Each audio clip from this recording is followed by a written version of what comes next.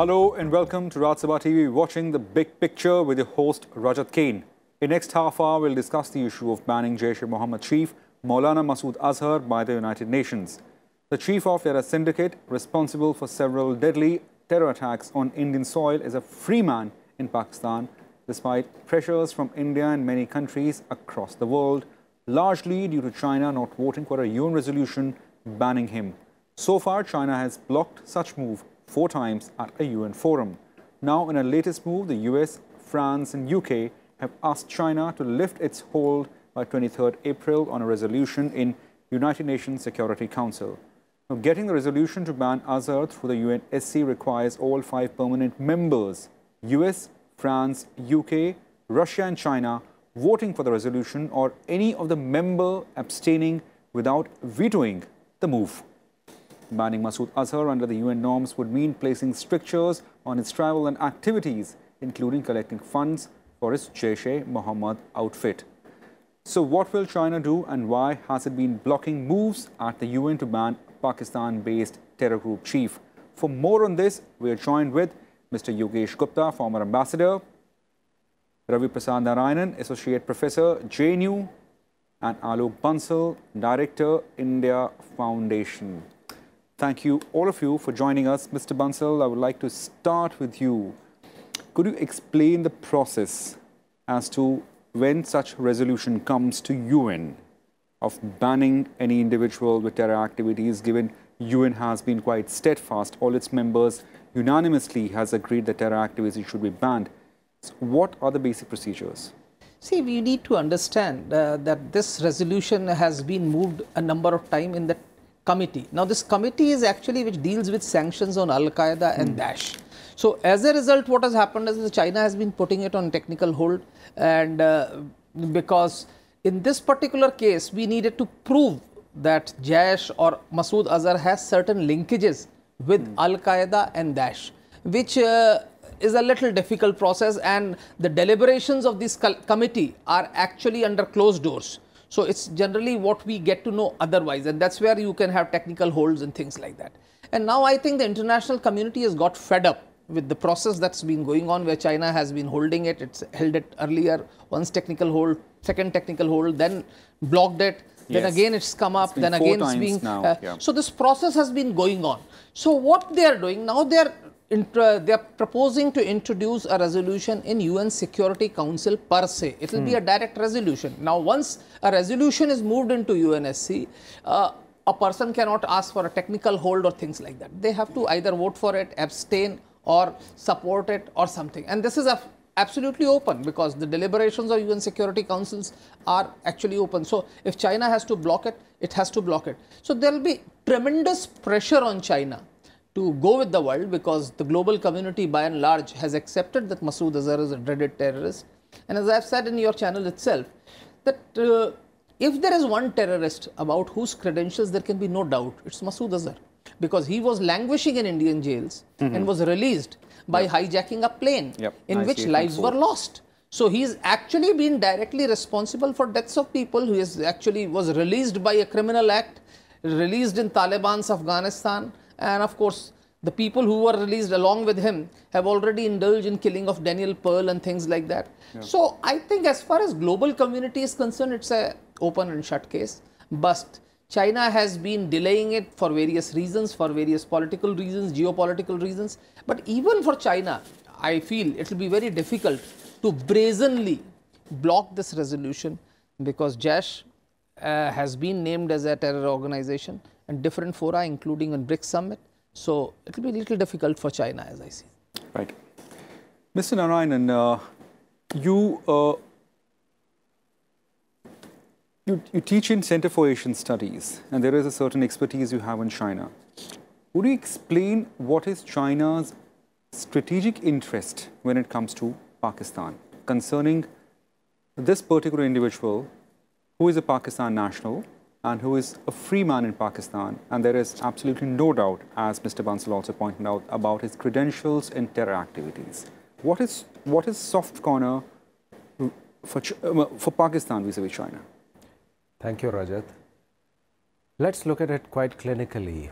Firstly, China will not be in a hurry to abandon Pakistan because the stonewalling that China has adopted at the UN Security Council is to portray to the rest of the world, especially the United States, that the world order is changing. Pakistan has to be linked with something called the gravy train, the monetary gravy train, financial gravy train. Look at the investments that Pakistan has been making in, China has been making in Pakistan as part of the Belt Road Initiative and the Maritime Silk Road Initiative, Port of Gwadar. And this is basically so that Pakistan becomes a corridor to get gas and oil from the Middle East. At the same time, to have Pakistan on its side means that the rest of the world can only give a muted question mark or have a muted question mark when it comes to what is happening in Xinjiang. Well, Pakistan, on the other hand, can be an actor that can facilitate if the Chinese want a dialogue with the Uyghurs or not. Apart from this, an incident which we have to realize is that terrorism is there. It has been there for quite some time, for decades. But the whole world is hesitant on defining what exactly is terrorism. Once the world comes to a conclusion as to what should the definition be, then you will have legal templates following. I think India should take the lead here by defining what is terrorism. Let us set aside the country or rather countries sponsoring terror. Once we define what terrorism is, we impress upon the rest of the world, this is terrorism, and this will bring to the table the legal aspects on how to handle terrorism and nations that sponsor terror and host terror organizations and their managers in double quotes. Here I have to add, India has been quite aggressively pitching their narrative, their point before the UN and the world body, and they have largely agreed to India's stand against terror. So what else India needs to do besides explaining to the world that how we are suffering with terrorism? Let's look at it this way. We should not go to the world as if we are a crybaby. We know who is Masood Azhar, we know where he is, we have the technological capability to knock out our own satellite up in the sky. So if we have the information as to X, Y or Z being resident in a particular place, why can't we target that particular individual and the group? Well, Mr. Gupta, do you think, what are the options before India when it comes to terror and the global body? Because we have been very aggressive. We have been extremely articulate in pitching a point and telling the entire world that this is what we're suffering with. What else India then needs to do, perhaps? Well, I think we have to maintain the pressure, on Pakistan and its backers like China and others. Because now there is a turnaround in the global opinion about terrorists operating from Pakistan, people like Masood Azhar.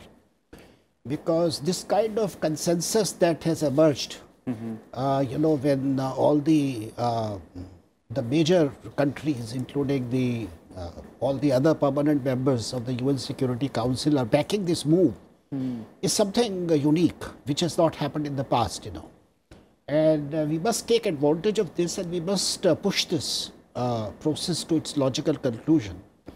Because as previous speaker said, beyond a certain point, even China will find it very difficult, to publicly sort of explain why it is backing this terrorist. Right. So, Mr. Bansal, last time it was March 12th when we had held a discussion about whether China will block him or will support, and it seemed that possibly there is pressure on China, and it may perhaps go with the larger sentiment in the world against terror. What a sense you can make out of China, because China has been extremely subtle with its statement. They have never taken a posture which can be said, okay, they are against or in favor, and that has been China's stance vis-a-vis this issue for quite some time. I agree. In fact, when that last discussion was held, I was quite optimistic that China would go along with it. All of us were, in fact. I thought that China would go with the global community, and I was rather shocked that China put it on technical hold. China has its own compulsions because please understand, CPEC is the linchpin of Belt and Road Initiative, which is President Xi Jinping's personal project, which he actually showcases as his personal project, and its failure would have a very adverse impact on his leadership, where he's trying to consolidate his hold over the political party. He's already consolidated. He's trying to emerge as Mao 2.0, as people are saying. So if that is the case, he doesn't want a failure of this gigantic proportion. So Pakistan is critical for it because obviously if Pakistan is not on board, then CPEC could fail. Already what we are seeing is that the Chinese FDI in Pakistan has actually slowed down by over 60%. Now that shows that even the Chinese companies are now reluctant to invest in Pakistan. That is the CPEC figures I am giving you year on year. Right. So that shows that people are worried about the terror outfits and the violence happening. So probably they are trying to buy, because Chinese have tried to negotiate with Baloch nationalists. So probably they are also trying to buy security by collaborating with some of these terrorists like Masood Azhar and his outfits. But at the same time, please understand, China has also been afflicted to some extent by terrorism. They having followed officially an atheist policy, tend to take a knee-jerk reaction of what happens, what religious outfits are. In fact, we saw that almost 1.5 million people have been actually pushed into the re-education camps, where there have actually, which are only slightly better than the concentration camps probably, but that's about it all. We have seen violence taking place in Kunming. So when religion-based outfits emerge in China, I have found that the leadership has often given a knee-jerk reaction, like crashing of, destroying of churches, forcing people to eat during Ramadan, forcibly eating, forcibly feeding children during Ramadan, making imams shave off their beards and things like that. So I think sooner or later China would realize, because whether we like it or not, all these outfits have their ideological linkages. Already what's happening in Xinjiang is resonating in Pakistan. You have a lot of outfits which are voicing concerns about the way, because large number of people from Gilgit-Baltistan had their families in Xinjiang. Many of these people had one wife in Xinjiang and one wife here. And many of these families have been herded and taken to re-education camps. They're not able to contact them. And there are actually, people are voicing concerns. There have been certain protests on this count. Now what happens is the radical outfits are trying to garner advantage of this. And actually they are trying to fuel that resentment. So sooner or later, I think China will have to come about. Now China has to value, because this particular issue is giving China a very, very bad name, not only in India, but also in global community, because here is a terrorist who you are actually virtually supporting by blocking this sort of resolutions. So I really wonder how long will China hold on. And I guess probably this time when it goes to Security Council, I hope that better sense will prevail in Beijing. Mr. Sankar Narayanan, I mean, there I want to ask you about your expertise in China. I mean, is it just a strategic relations between the two countries, or is it something more that seems to the eyes, and especially vis-a-vis Xinjiang area? I mean, just deviating from this main issue of Masood Azhar, what exactly is the issue in Xinjiang province that is perhaps making Pakistan China to open lines with Pakistan vis-a-vis this individual? Firstly, China's economic reforms since 1979 have left some parts, some regions relatively underdeveloped when compared to the rest of China. Secondly, in the contemporary, we completely forget something called history, where the Xinjiang that we know it means new territory. But till 1949, it was known as East Turkestan. And the plight, as Alok had mentioned, of more than 1.5 million people who are in re-education camps, it was highlighted only by Turkey. No other country, except other human rights organizations, etc. Pakistan becomes important because they would want China to be remaining as stable as the Chinese want it to be. And Xi Jinping does not want the Western Theatre Command to suffer insecurities in Xinjiang. Hence, the re-education camps, and also a lot of Han Chinese are encouraged, in double quotes, to settle in Xinjiang, so that over a period of time you have a population, you could say a numerical Basically majority ethnic for the... sort of a right. Yeah. More ethnic drive than... Yes. Right. That'll take time. Chinese don't play it in terms of 2 years or 3 years, it's for 5 years. And also, please, let's not forget, Xi Jinping will become amenable, I guess, in 2021 as to deal with Masood Azhar and all these such characters, because 2021 is when the Communist Party of China turns a century. This is the time for us to impress upon the Chinese leadership that China needs to take a position on terrorism, otherwise it will reflect very poorly on 2021 when the party is going to celebrate 1 century of its existence. Right, that is difficult to say. Mr. Gupta, you see the Chinese need to be a little more forthcoming on the issue of terror rather than taking a subtle stand or a stand which is neither here nor there. And I mean, given the global scenario on terrorism. Yeah, I think there are several reasons in addition to what the previous speaker just said. First of all, the CPEC projects, they pass through Muzaffarabad and they pass through Punjab province and Balochistan. And in many of these areas, Masood Azhar and his outfits, they have a good presence, and Masood Azhar can create complications for the Chinese, Secondly, Masood Azhar is the linchpin of the terror outfits, terror network that operates in Pakistan. And his importance is enhanced by the fact that not only he is critical for the terror operations against India, but his close relatives are working in Afghanistan and they are allied to Taliban. And in addition to that, Masood Azhar has worked in the past closely with Al-Qaeda.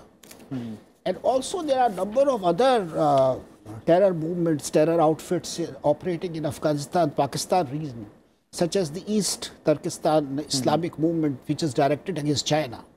And Masood Azhar has influence with all these groups also. So there are a number of these considerations, which weigh with the Chinese when they take a stand relating to him. But now that the international community has come out so strongly against individuals such as Masood Azhar, I think Chinese will have to rethink. They can't go on sort of taking the old position, Right. Mr. Bansal, I mean, what can be a plan B for India if China once again stick to its line, or rather UN Security Council? See, I think once China vetoes it, there is no way of taking it through the Security Council. You have to wait and probably bring another resolution, put another pressure on it. Or even better would be to take it to General Assembly, which may not have a binding resolution, but will put some moral pressure on China because overwhelming majority actually votes. But Indian government's approach has been very clear that we will target terrorists wherever they are, and we have shown that in Balakot. Now, if that's be the case, I think India would be waiting for a suitable opportunity. If the international community is not supportive of it, there's nothing that prevents India from actually targeting Bahawalpur also. That can also be done where Masood Azhar has his headquarters. We could do that. And as far as that is concerned, we are actually showing it to the global community. And in fact, if China is being so intransigent, we could also take actions against China. As I said last time when actually China had blocked it, I said, I think we should now actually show to Chinese this gravity of the matter, because very often I find when the Chinese delegations come visiting here, they take this Masood Azhar issue also as just an ordinary issue, not realizing the Indian sensitivities on this particular issue. And I think to that extent, either some sort of sanctions or some blockage or something should be done where China understands that Indians are extremely perturbed.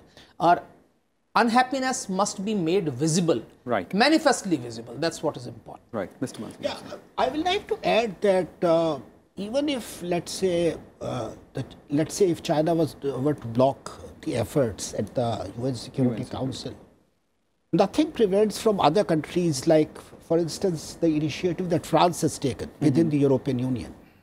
The Americans can block the assets of Masood Azhar and other people who are involved in terror activities.